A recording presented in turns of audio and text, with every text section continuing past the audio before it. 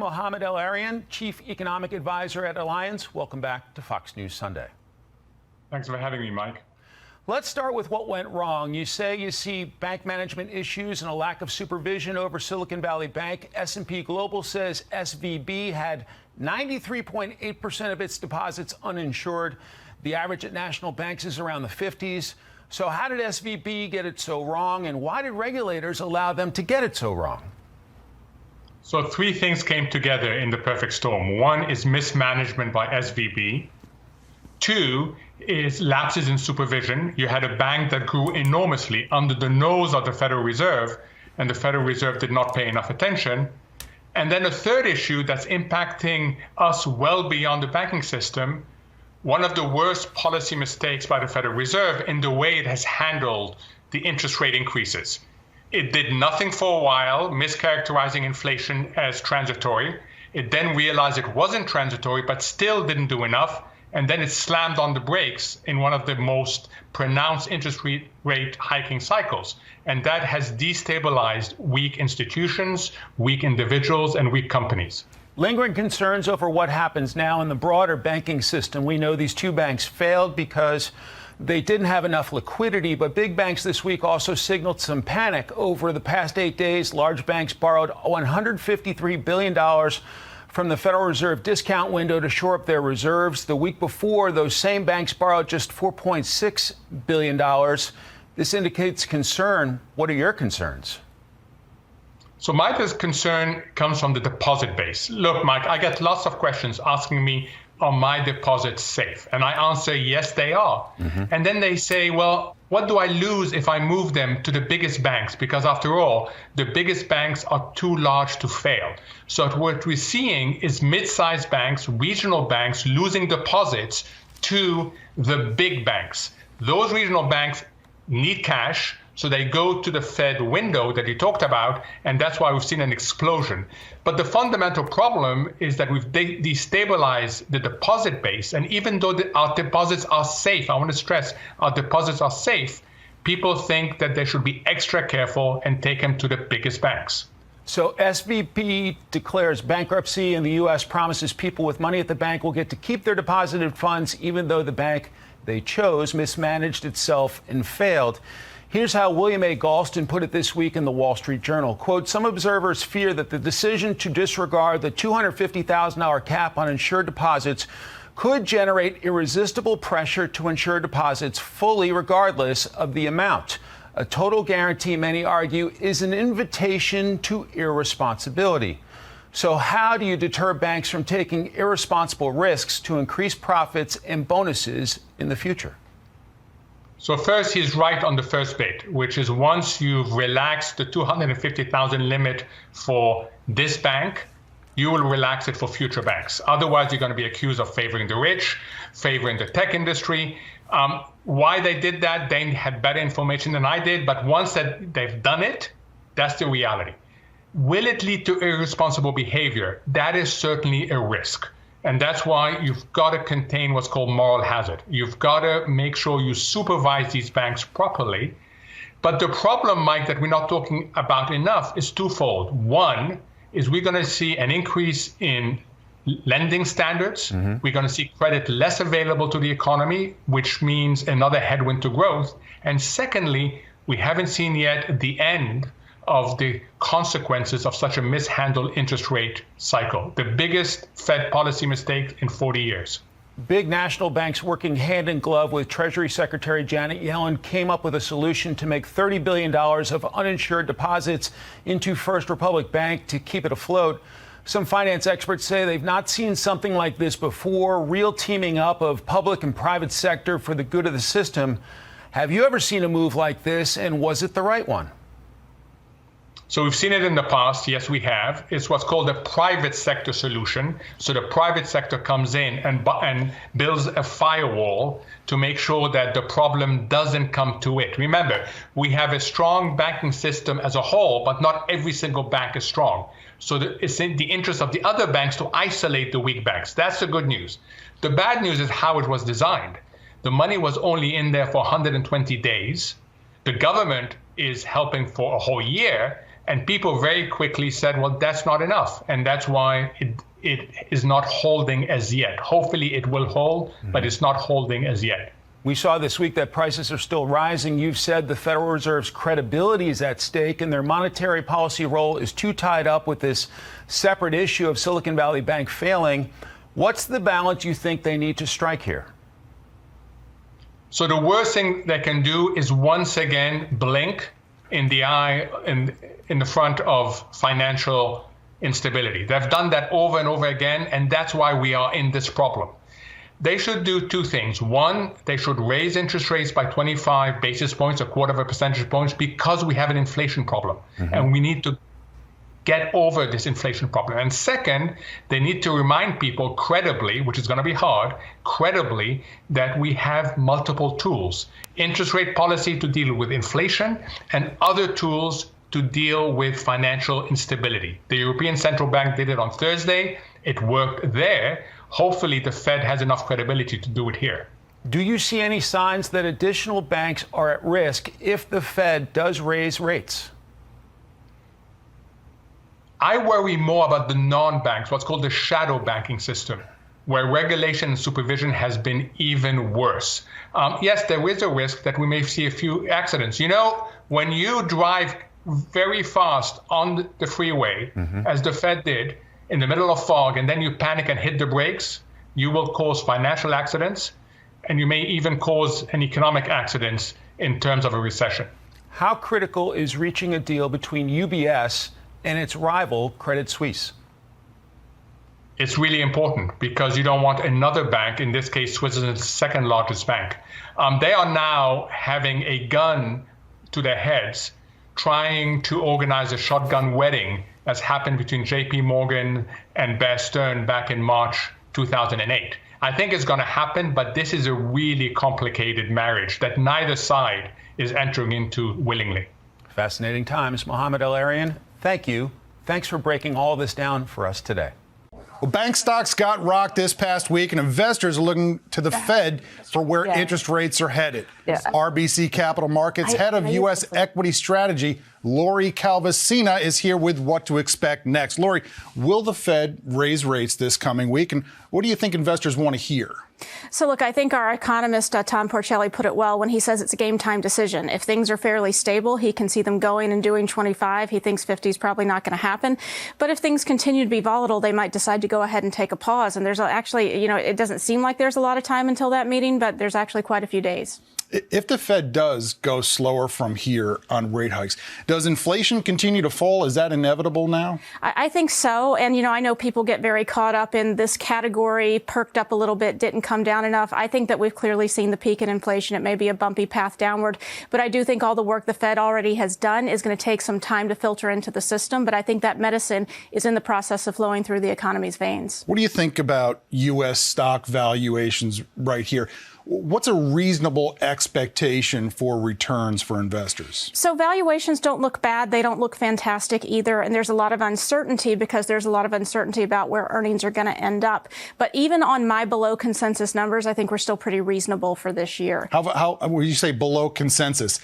Far below? What do you think? I'm at 199 and the street's at around 222. So even on my numbers. That's a big difference. Yeah. Even on my numbers, we're still reasonable. We don't look fantastic, but we look okay. Okay. And does that anticipate a recession? I mean, that sounds like a pretty big difference in earnings. So we think that if you go back and look at stock market pricing in October, it already baked in a mild, short, shallow recession that takes place in 2023. I think the thing that could take valuations lower, and this is not my base case, but this is the risk, is if you end up seeing a recession in 2024. I don't think that's been priced yet.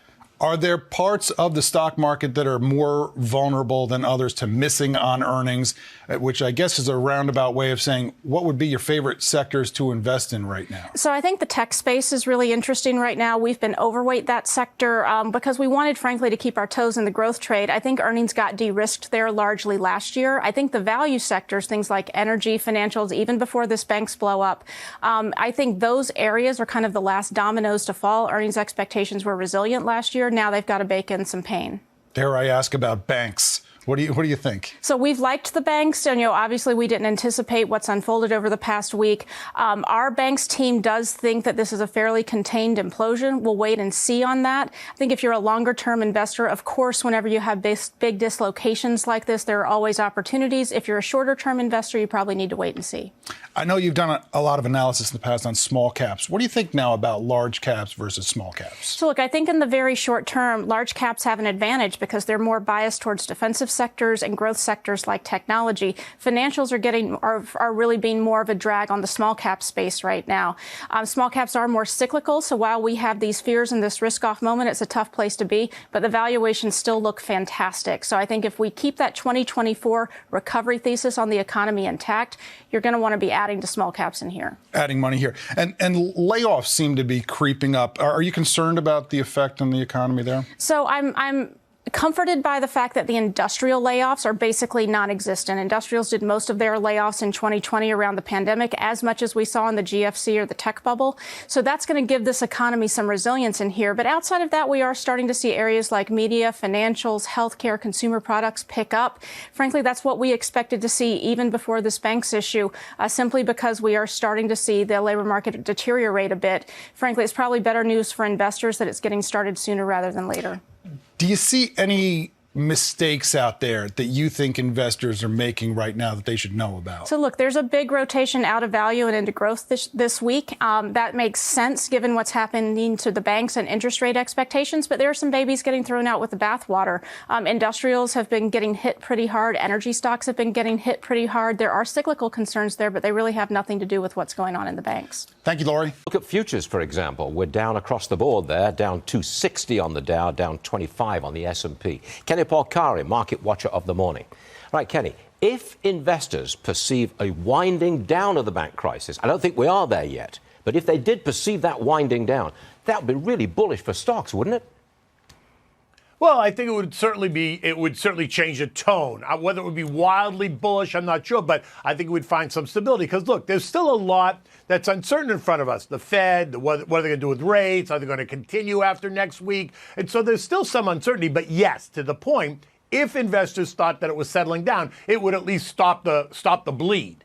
Okay, show me the big banks and how they're doing this morning. They're all down. What we got here, we've got JP Morgan down 1.5%, et cetera, et cetera. Citigroup's down 2%. Now, those losses in big banks, Kenny, what does that tell you?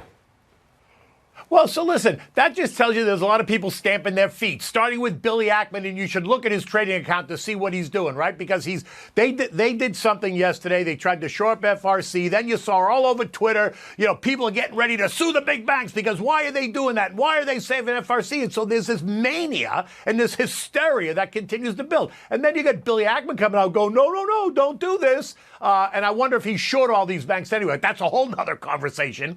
But one way or the other, I think that's why we're seeing this. Now, look, I'm not concerned about the money center banks. I'm not even concerned about some of the super regionals. I think this is just the hysteria that needs to work its way out over time. I think people need to be patient. The banking industry in this country is not going away.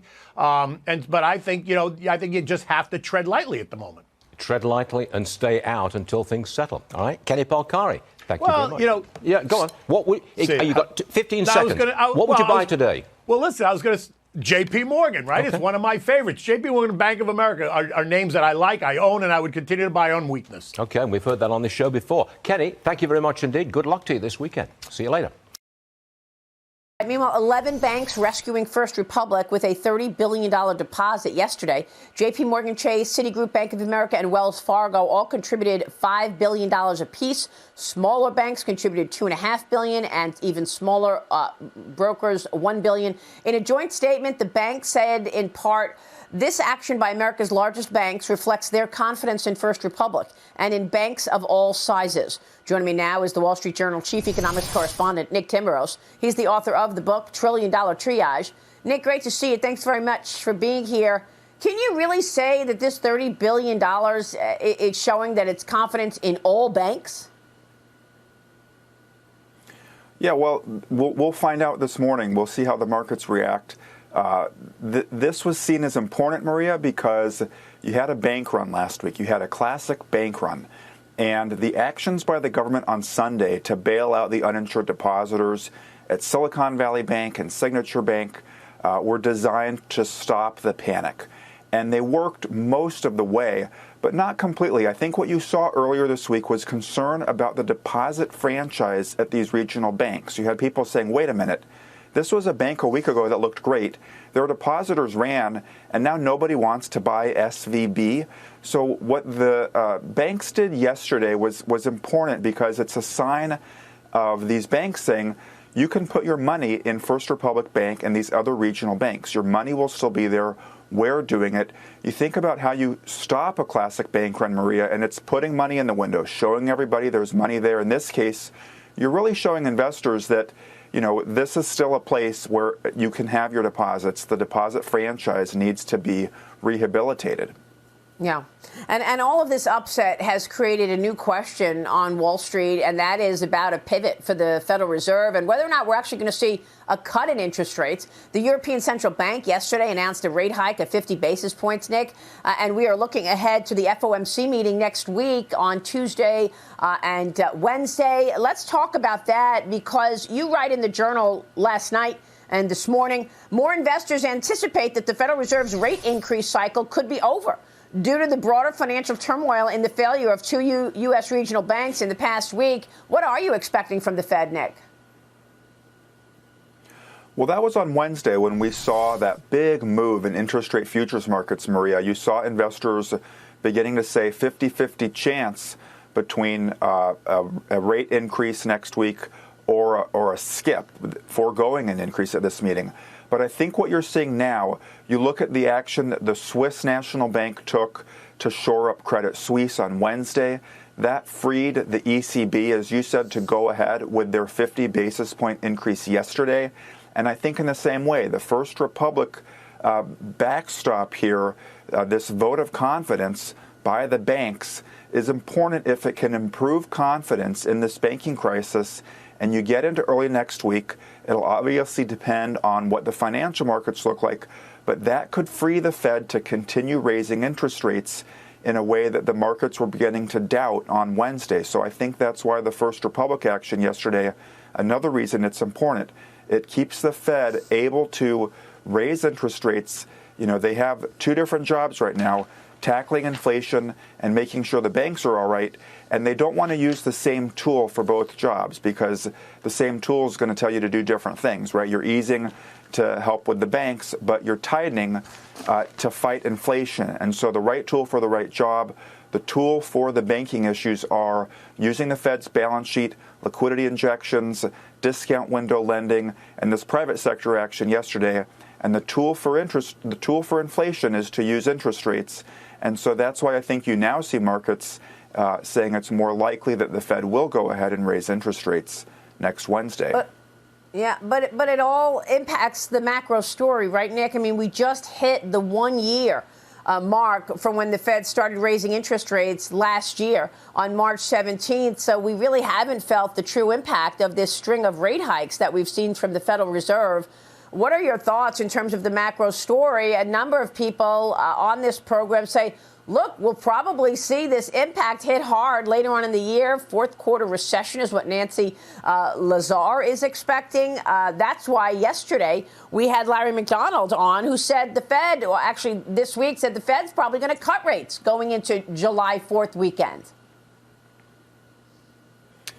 Well, you're seeing those cuts priced out of the market now. But you're absolutely right, Maria, about the macro story. So just putting aside what happens next week, if you think about what the Fed is thinking now in terms of how much more they have to raise rates, they will have that so-called dot plot next Wednesday. That is where they all write down where they think interest rates will go under their baseline outlook. How has this credit concern in the banking sector, interest rate concern in the banking sector, how has that changed the economic backdrop? I think that's the big question here. And if you think about where we were at the last Fed meeting, we had that really hot payroll report coming right out of it, and people said, oh my goodness, all of these Fed rate increases have not slowed down the economy very much. Everyone, Maria, was saying, where are these lags of monetary policy? And now we're seeing them. So I think that is important for the Fed. I think they will have to say something about how that influences the outlook going forward. And, monetary policy doesn't just work in a linear manner, right? It's not a squeezable ketchup bottle. It's a glass ketchup bottle. You keep hitting the bottle, nothing comes out, and then you hit it again and everything comes out. That's sort of what we saw last week, and that's now what the Fed has to take into account at their meeting.